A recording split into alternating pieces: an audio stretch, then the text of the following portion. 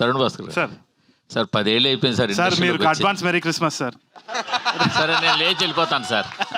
ఇది మాత్రం very bad behaviour sir. ఏది? లాస్ట్ టైం మీరు అలాగే అన్నారు, దాన్నే పట్టుకు అందరూ ట్రాల్ చేస్తున్నారు. అంటే మేము అనలేమా మిమ్మల్ని సార్, ఓ ఫ్లాప్ డైరెక్టర్, ఓ ఫ్లాప్ హీరో, ఫ్లాప్ అని చెప్పి మేము మాట్లాడలేమా? దాన్ని బట్టుకు అందరూ ట్రాల్ చేయాలి. అది కరెక్ట్ కదా సార్. Sorry, sir. మీరు రెస్పెక్ట్ ఇచ్చి రెస్పెక్ట్ తీసుకోండి సార్ సార్. ఇది తప్పది అరే తప్పు సార్, 100% తప్పు. మీరు you should accept I'm accepting sir. మీకు సార్. చచ్చ వద్దు సార్. సార్ ఎందుకు సార్ ఇప్పుడు అన్నసరిగా ఇప్పుడు ఆల్రెడీ మీకు తెలుసు ఒకసారి ఆ మాట మీరు నోరు జారారు, దాన్ని బట్టి ట్రాల్ చేశారు. మళ్ళీ మీరు అదే మాట మాట్లాడుతున్నారు. నేను ఇప్పుడే అంటున్నాను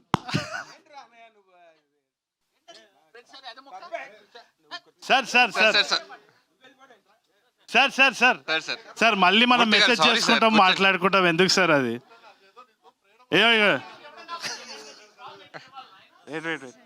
సార్ సార్ సార్ ఇగోడు నథింగ్ లైక్ దట్ సార్. అదే మామూలుగా చెప్తారు.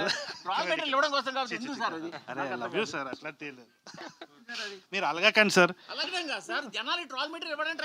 వద్దు సార్, మనం వాళ్ళని వాపస్ ట్రోల్ చేద్దాం, మీరు నేను కలిసి. సార్ వదిలేడు సార్. రండి చెప్పండి, మీరు అడుగుతున్నారు.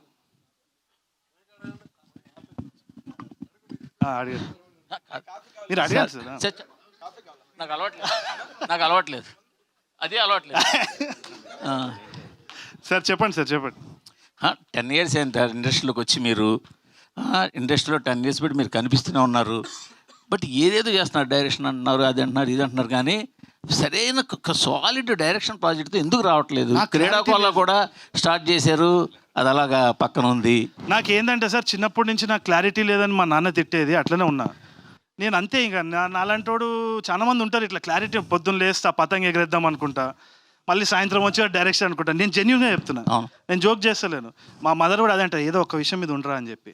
కానీ నేను ఒక్కటి చెప్తా సార్, ఐఎమ్ ఎంజాయింగ్ లైఫ్. నేను నిజంగా చెప్తున్నా, ఐఎమ్ వెరీ హ్యాపీ.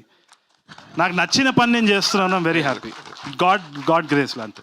అంటే సురేష్ మూవీస్లో చిరకాలంగా అక్కడ సినిమా చేయడం కోసం ఉండిపోవడం వల్ల మీ డైరెక్షన్ కెరీర్ ఇలాగా రకరకాలుగా బ్రేకులు పడిపోతుంది అనుకోవచ్చా?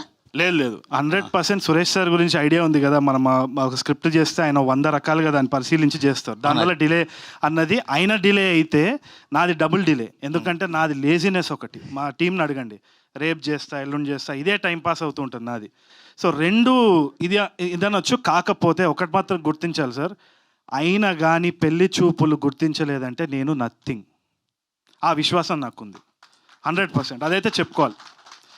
కాకపోతే ఒకటి వచ్చేసి ఇది ఉల్టా యాక్చువల్లీ. ఎస్పీలో మామూలుగా చాలామంది ఏమంటారంటే ఎస్పీ దగ్గర సురేష్ బాబు గారు చాలా డిలే చేస్తారు ఈ స్క్రిప్ట్. అదే డిలే నా సైడ్ నుంచి ఎస్పీలో. ఇదైతే నేను రాసిస్తాను, నాది కొంచెం అంతే.